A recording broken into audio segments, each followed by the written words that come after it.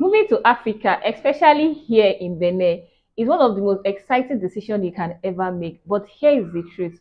So many people come here with big dreams, and within a few months, they are frustrated, stressed, and even packing their bags to leave. And most of the time, it's not because Africa is impossible to live in, it's because of the mistakes that could have been avoided. For every adventure I embarked on, I genuinely hope that one person out there will see one of my videos and be inspired to step into their space. And you're also going to know that place. Hello, I'm Nigerian. I am a wanderer. I talk half of the time about Benin. The other half, I am chained. Oyinkosola Olaniyan. So in this video, I'm going to share the biggest mistake people make when moving to Africa, and of course, how you can avoid them if you are planning to relocate. This will save you a lot of stress. The number one mistake I've seen people make is not doing enough research. Africa is not one country, it is 54 unique countries, and even within each country, cities and regions are completely different. Moving to Cotonou in Benin is not the same as moving to Lagos in Nigeria or Accra in Ghana. If you come here with only YouTube hype or secondhand stories, you'll be disappointed. My advice is do deep research, find out about the cost of living, culture, housing, language, and literally everything that you can before relocating to this country, city, or the region. I know that there is no way you can do a proper research, like 100% research, or to know exactly how things work and everything. You can only try, but then make sure you do at least 60%.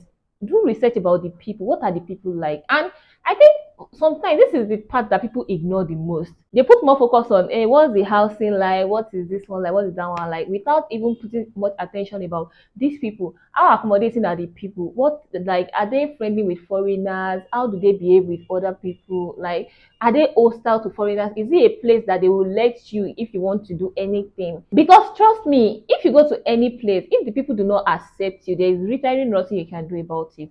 I've talked about it in one of my videos here. And if you have a close proximity to the place that you want to relocate to, let's assume like someone from Nigeria or someone from Ivory Coast that wants to relocate to Benin Republic now, take your time, travel down, come and check what is the environment like. What, like, just spend some time, probably a week or two. You will get to know some things, and you also get to familiarize yourself with the environment, the people, and literally everything before you now go back and decide, is this a place I would really love to stay for a long period of time? For you to just be sure that it's the best country or city for you. Because trust me, I can say that Benin is okay. Benin is me. I like it here.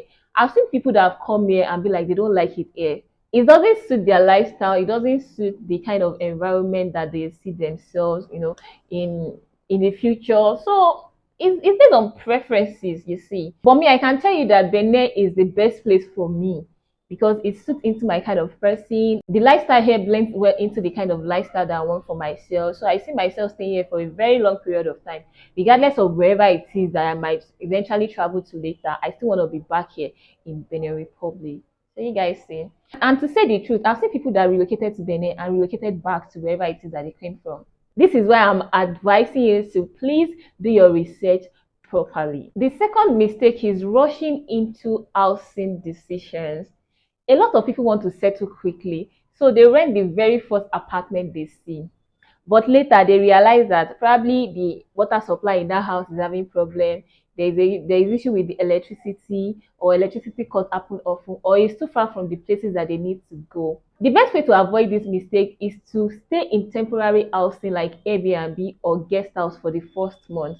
Then take your time to explore different neighborhoods before committing to anyone. If you cannot be on ground to take your time to explore different neighborhoods, to look for the apartment, it's better you look for someone trusted in that country or in that city that you can, consult with, and the person can give you an idea of nice places that fit into your preferences of neighborhood that you want to live in.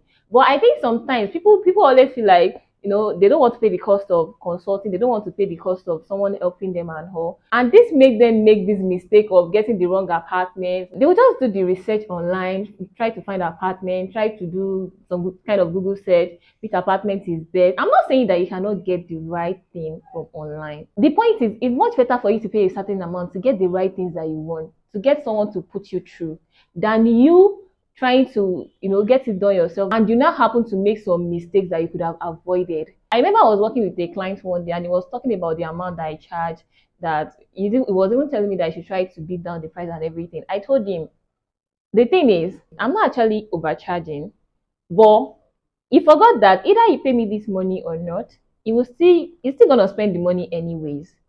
Yeah, because there's possibility of falling into the hands of wrong agent. There's possibility of you being people hiking price for you on things. When they know that you don't know the price of that thing, they will hike the price for you. When you are moving from one place to the other, when you don't know how to communicate with these people well, they see that it seems this person is new.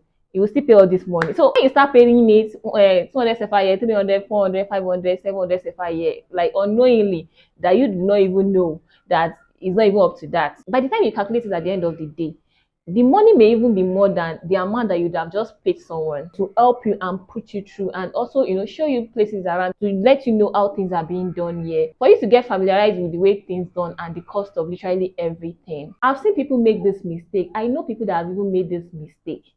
So you really want to avoid it. Another mistake I see people make is ignoring local languages. In Benin, French is the main language. If you don't know at least the basic, you will struggle with simple things like buying foodstuffs, taking transport, or even asking for direction. I can tell you from experience, it makes life so much easier when you learn at least the essentials before coming. Regardless of whichever country we are relocating to in Africa, all these countries have their languages. So the best way to navigate around is for you to at least learn maybe their official language or their local languages. There's really no two ways about it. If you are from an Anglophone country, maybe you're coming from the US or Canada or wherever, coming here in Benin, make it a priority that even if you don't learn the language before coming, that is the first thing that you'll be looking forward to do immediately you get here. Most especially if you're looking to maybe get a job here, you really have things that you want to get done here. If you're coming here to just retire, or you don't really have much to do, you're not really looking to work with anyone, you might get by. You see, you will not really have problem. But if you are looking to come here to get employment, to work with someone, learning the language is very, very important. There's no way you can bypass that. And the same thing goes for every other country too that you are going through. Let's say someone from France going to Nigeria, you know that you have to understand English. If not, trying to get literally anything done will make your life difficult. The fourth mistake I see people make is expecting things to work like back home. People sometimes assume that everything will work like it does in their own country. The system, the speed, the way people handle things, it's different everywhere. For example, housing systems are different. The way people build their houses in different parts of the world, Africa, is different. I've seen a lot of times too that people complain about the way they build houses in Benin. But I think people forget to understand the fact that the system and the ways of doing things in a country tells a lot about that country and the people itself. So don't always expect that the way they do things where you are coming from, maybe the way your system is wherever it is that you're coming from, is the same way it's going to be in whichever African countries that you are relocating to. This is why doing research is very, very important. So you can get to understand how things are done in that country, and don't make the mistake of going there with unrealistic expectations. Because trust me, if that happens, you will get frustrated fast. Patience and flexibility should be your best friends here. The fifth mistake is not understanding the cost of living before you go to the place. People underestimate the cost of living in Africa. Some people assume everything will be just cheap because it's Africa. But that's not the truth. Yeah, local food in markets are quite affordable. But then, these are not the only things that you'll be needing. What about appliances and other materials? Most of these things are imported. You will not expect the cost to be cheap. As a matter of fact, you'll be buying it for almost times two the amount that you buy it from where you are coming from. And some housing options can be surprisingly expensive too. So it's just better to budget realistically than to get caught off guard. And finally, the biggest mistake I've seen people make is not building relationships with locals. They try to do everything alone, or they try to find their clan. Oh, I'm looking for people from my country. I just want to mingle with people from my country. I don't want to relate with these locals. I don't want to. People do not really know what they are missing out on by not relating with locals. That's why I just smile sometimes when people ask me, "Oh, Kanyin, how do you manage to just get things done around in the country? How do you manage to easily, get here and there and everything?" Do you think I know anything? I do not know anything. It's all thanks to my friend. As funny as it sounds, I do not have a single Nigerian close friend in this country, despite the fact that we have Nigerians all around. All my friends in this country are Beninese. And this is the reason why I don't struggle to get things done like other people, because I have friends all around. I have people I can easily walk to, talk to. Oh, I want to do this, I want to do that one. They will come through for me. They support me. They are always there. All the videos that you guys see on this channel, this minute I'm there, the other minute I'm there. Do you guys think it's a fellow foreigner like me that makes me know all these places and get all these informations that I do get to come and share with you guys? No, it's not thanks to my Beninese friends. So you do not really know what you're missing out on if you go to a country and you just be like, oh, I just want to look for my clan. I just want to be within my community of the people from my country. I don't really want to. I see people do this a lot, and sincerely, sometimes I don't really know what to even say to them, because to me, you cannot really go far in that country like that.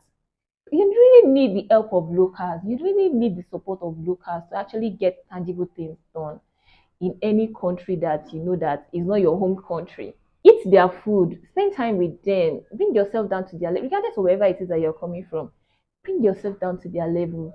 You see, mingle with them, play with them, do literally everything. Africa is built on community. If you do not connect with locals, you miss out on guidance, support, and opportunities. Having just one or two trusted local friends can save you money, even a lot of money at that, protect you from scam, and help you integrate so much faster. I just give you guys $1 million tip. Yeah, if you like, don't consider it as one. So these are the top mistakes I see people make when they move to Africa, or maybe from one African country to another. If you avoid these mistakes, your relocation will be smoother, cheaper, and way less stressful. Now, tell me in the comment section, if you were to move to Africa, which of these mistakes do you think there is possibility you might fall into? Let's talk about it. And with this, we come to the end of today's video. Don't forget to give this video a thumbs up if you find it interesting. Subscribe to the channel if you haven't. And remember to turn on your notification bell to get more interesting content updates like this when I post them. So until next time, stay blessed and see you in the next one. Bye.